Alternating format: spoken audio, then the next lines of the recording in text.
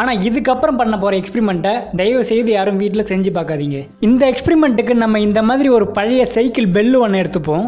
அந்த பெல்லுக்கு நடுவில் ஒரு ஓட்டை இருக்கும். அந்த ஓட்டை வழியாக வெடியினுடைய திரியை மட்டும் வெளியே தெரிகிற மாதிரி வெடி அந்த பெல்லுக்குள்ளே இருக்கிற மாதிரி கவுத்து இந்த மாதிரி வச்சுப்போம்.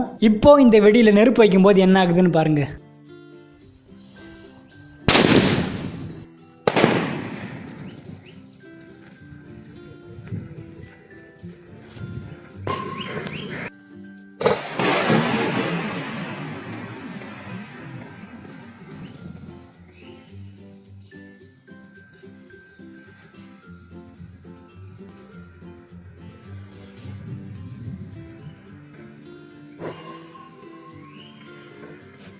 சூப்பர்.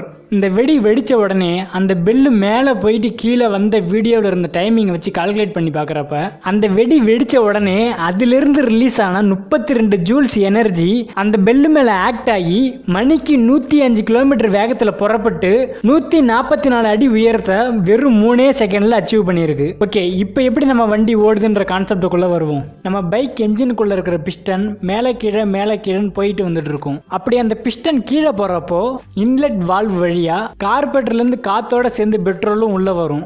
இப்போ அந்த பிஸ்டன் மேலே போகிறப்ப அந்த இன்லெட் வால்வ் மூடிடும். அது கூடவே அந்த காற்றும் பெட்ரோலும் கம்ப்ரஸ் ஆகிறத நம்மளால் பார்க்க முடியுது.